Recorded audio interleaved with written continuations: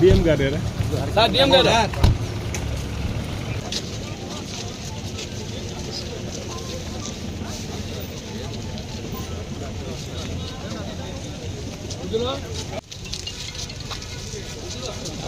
ఇది correct position లో ఉంది సార్. రత్న రండి, ముందుకు రండి.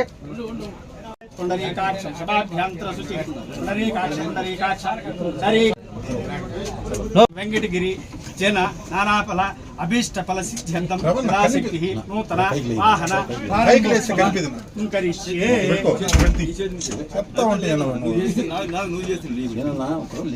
ధ్రువంతే రాజావరణమాతృ సపట్లు ధ్రువంతే రాజావరణమాతృ దేవో బృహస్పతి ధ్రువంచ ఇంద్రచాగ్నిశ్చ ధారేతాన్ కొట్టుకుంటా లేసేవే లేలే కూర్చోండి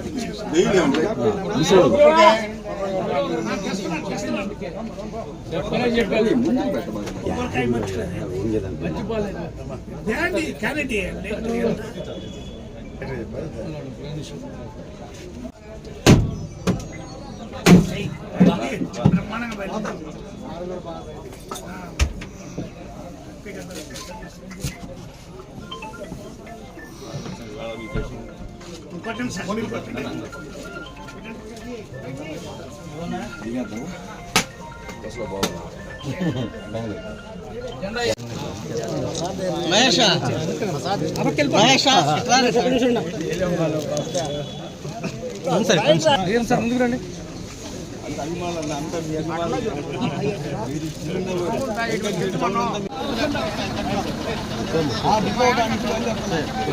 సభ్యులుగా వెంకటగిరి నియోజకవర్గానికి వచ్చినప్పటి నుంచి మొట్టమొదటిసారిగా మా డిపోకి ఇచ్చేసి వెంకటగిరి డిపో నుంచి కొత్తగా ప్రారంభిస్తున్నటువంటి నూతన సర్వీసు సూపర్ లగ్జరీ సర్వీసు బెంగళూరుకి వారి స్వహస్తాల మీదుగా సర్వీసును ఓపెన్ చేసుకునే అదృష్టాన్ని మాకందరికీ కల్పించినందుకు మరొకసారి మా ఎమ్మెల్యే గారికి నేను మనస్ఫూర్తిగా నమస్కారాలు తెలియజేసుకుంటున్నాము.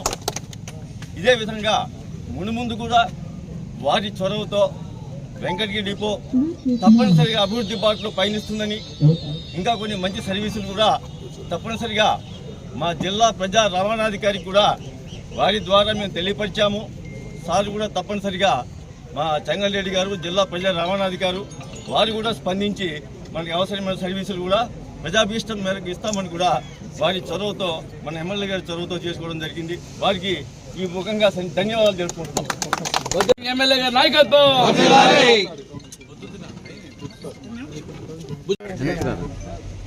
అదేవిధంగా ఆర్టీసీలో స్టాఫ్కి యూనియన్ ప్రెసిడెంటు వాళ్ళ కార్మికులు అందరికీ కూడా పేరు పేరు నమస్కారాలు తెలియజేస్తూ డైరెక్ట్గా వెంకటగిరి టు బెంగళూరు, బెంగళూరు టు చెన్నై ఇంకా సర్వీసులు పెంచాలనే కాన్సెప్ట్తో చెప్పడం జరిగింది. ఇప్పుడు ఈ 2 బస్సులు బెంగళూరుకి, వెంకటగిరి టు బెంగళూరు, మళ్ళా కూడా ఇక్కడి నుంచి చెన్నైకి కూడా అడుగుతా ఉన్నాం. ఖచ్చితంగా చెన్నై కూడా 2 బస్సులు వేసే విధంగా ఏర్పాటు చేస్తాం. ఎందుకంటే ప్రయాణికులందరూ కూడా ఆటోల్లోనూ వీటిలో ప్రయాణించకుండా ఎక్కడ పోవాలన్నా కానీ ఆర్టీసీ బస్సు సర్వీసులో వెళ్తే క్షేమంగా ఉంటారని చెప్పని కూడా, క్షేమంగా చేరతారని చెప్పని కూడా తెలియజేస్తా ఉన్నాం. ఇటీవల వల్లనే కొన్ని జరుగుతూ ఉన్నాయి.